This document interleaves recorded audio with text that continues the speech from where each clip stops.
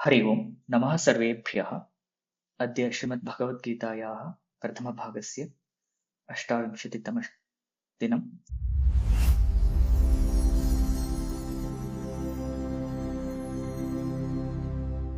अस्तु, द्वितीयाध्यायस्य 31तमः श्लोकः। स्वधर्ममपि चावेक्ष्य न विकम्पितुम् अर्हसि, धर्म्याधि युद्धात् श्रेयोऽन्यत् क्षत्रियस्य न विद्यते।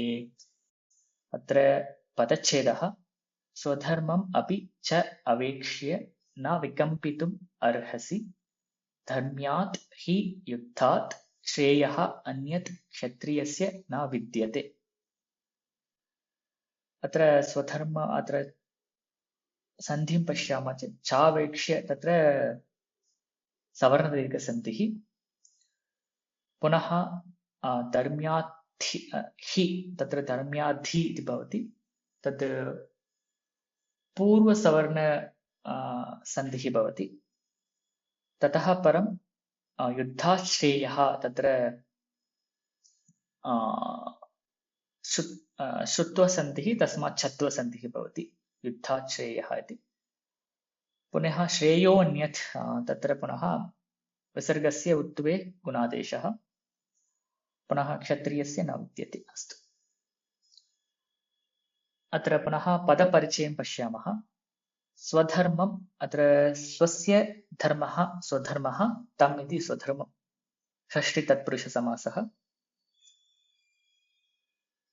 पुनः अवेक्ष्य अव प्लस् इक्ष् धातुः, अवेक्षणं कृत्वा इति अर्थः।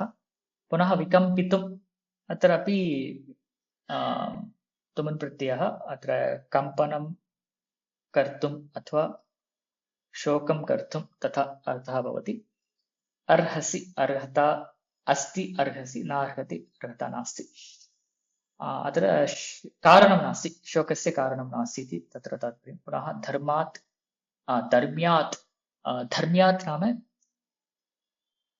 धर्मम् अनतिक्रम्य इति धर्म्यम् इत्युक्ते धर्मभूतं धर्माधारेण यत् क्रियते तत् धर्म्यम् इति उच्यते। अत्र धर्मं धर्मात् अनपेथम् इति धर्म्यम् इति तत्र विवरणं, तद्धितप्रयोगः इत्युक्ते धर्माधारीकृत्य करणीयम् इति, कृतं यत् तत् धर्म्यम् इति। पुनः धर्म्यात् युद्धात्, पुनः श्रेयः अन्यत् क्षत्रियस्य न विद्यते। क्षत्रियस्य क्षत्रियवंशे वंशजातः इति क्षत्रियः, तस्य इति क्षत्रियस्य इति न विद्यते। अस्तु, न विद्यते न अस्ति इति तत्र अर्थः। अनन्तरम् अन्वयं पश्यामः चेत् अत्र स्वधर्मं च दृष्ट्वा प्रथमं वदामि, स्वधर्मं च अवेक्ष्य अपि विकम्पितुं नार्हसि। स्वधर्मम् अपि दृष्ट्वा तत्र शोचितुं नार्हसि इति तत्र अर्थः। अत्र स्वधर्म नाम अत्र क्षत्रियधर्मः। अत्र स्वधर्मः नाम सेल्फ ड्यूटी। अत्र अस्मिन् प्रसङ्गे अर्जुनस्य स्वधर्मः तत्र क्षत्रियधर्मः वर्तते, तन्नाम युद्धकरणम्। ये युद्धकरणम् इति कार्यं दृष्ट्वा, तत् युद्धकरणं दृष्ट्वा अपि तत्र शोकः न करणीयः इति तत्र उच्यते प्रथमम्।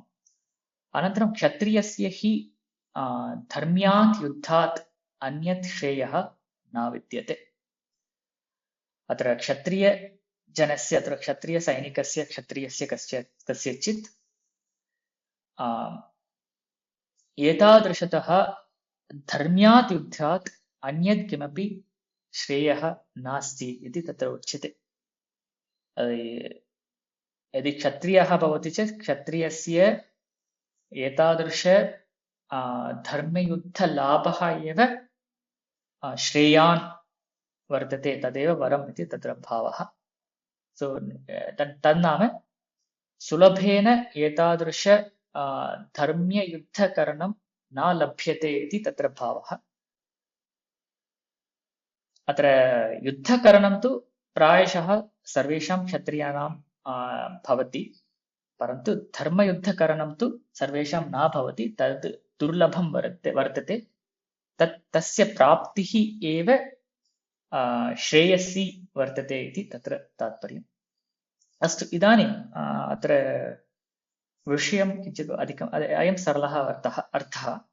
अत्र अन्यः विषयः कः अस्ति चेत्, अत्र स्वधर्मः इत्यत्र वस्तुतः धर्मः द्विधः भवति।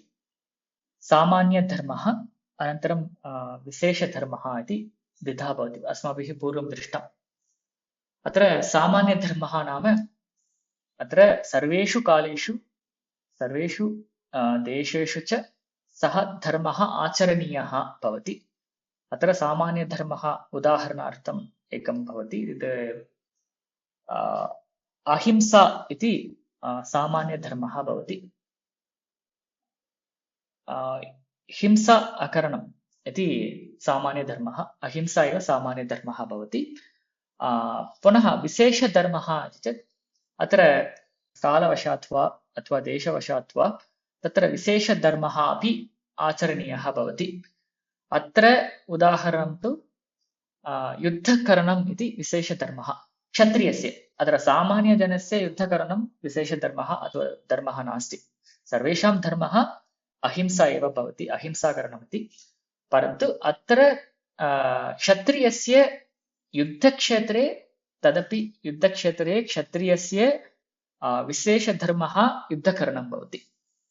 अत्र तादृशयुद्धकरणं तस्मिन् प्रसङ्गे तस्य स्वधर्मः भवति। अन्येषां स्वधर्मः अहिंसाकरणम्। अत्र अर्जुनस्य अयमेव भ्रमः अत्र दृश्यते। अहिंसा सामान्यधर्मः, तदेव सर्वैः करणीयम्, अतः युद्धकरणं तद् श्रेयः नास्ति इति तस्य भावः। अत्र किम् उच्यते, स्वधर्मदृष्ट्या अपि तद् श्रेयः एव भवति, यतः स्वधर्मः विशेषधर्मः अत्र करणीयः एव। एतादृश धर्मयुद्धलाभः सर्वेषां न भवति, अतः युद्धं करणीयम्, अतः कार्यं करणीयम् इति तत्र तात्पर्यं भवति। अत्र पुनः भीष्मादयः अपि युद्धमेव कुर्वन्ति, ते अपि क्षत्रियधर्मं कुर्वन्ति, धर्मं कुर्वन्ति एव, परन्तु अत्र ते अधर्मयुद्धं कुर्वन्ति, अत्र धर्मयुद्धं यद् अर्जुनः करोति इति अत्र भावः। अत्र तदेव, यद्यपि भीष्मः महान् वर्तते, तथापि तस्यापि इदं तेनापि इदं न प्राप्तं। भीष्मेनापि इदं धर्म्यं युद्धं न प्राप्तं वर्तते, द्रोणाचार्येणापि इदं धर्म्यं युद्धं न प्राप्तं वर्तते। परन्तु इदं एतादृशं धर्म्यं युद्धमेव दुर्लभं वर्तते। अतः अन्यत् किमपि क्षत्रियस्य एतस्मात् अन्यत् किमपि श्रेयः न भवति, अतः युद्धं कुरु इति तत्र तात्पर्यम्। So this is a very starting shloka of Dharma Vichara. He closes in this way. And agre स्वधर्ममपि तन्नाम स्वः धर्मः क्षत्रियस्य, इत्युक्ते कः स्वधर्मः भवति, क्षत्रियस्य युद्धं भवति, तद् स्वधर्मः। तमपि अवेक्ष्य, तमपि दृष्ट्वा त्वं विकम्पितुं प्रचलितुं नार्हसि। क्षत्रियस्य स्वाभाविकात् धर्मात्। किमर्थमिति, क्षत्रियस्य तद्धर्मः स्वाभाविकः वर्तते, अतः प्रचलितुं नार्हसि। पुनः आत्मस्वाभाव्यात् इत्यभिप्रायः।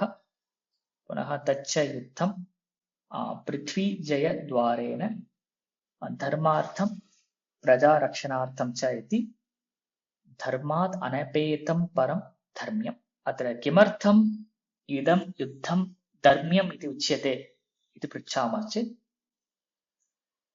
अत्र पृथ्वीजयद्वारा, तन्नाम by winning this land, by winning this land, किं क्रियते, अत्र प्रजारक्षणं क्रियते।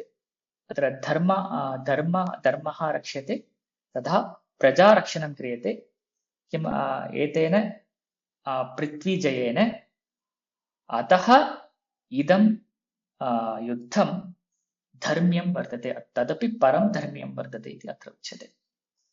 पुनः तस्मात् धर्म्यात् युद्धात् श्रेयः अन्यत् क्षत्रियस्य न विद्यते हि, यस्मात् न हि विद्यते। सो अतः एतस्मात् धर्म्यात् युद्धात् अन्यत् किमपि श्रेयः न भवति क्षत्रियस्य इति तत्र उच्यते। पुनः यस्मात् कुतश्च तत् युद्धं कर्तव्यमिति उच्यते। अतः somehow you have to perform this duty इति तत्र तात्पर्यम्। Thank you all for watching this video online. If you have any questions or feedback, you can post them in the comment section below.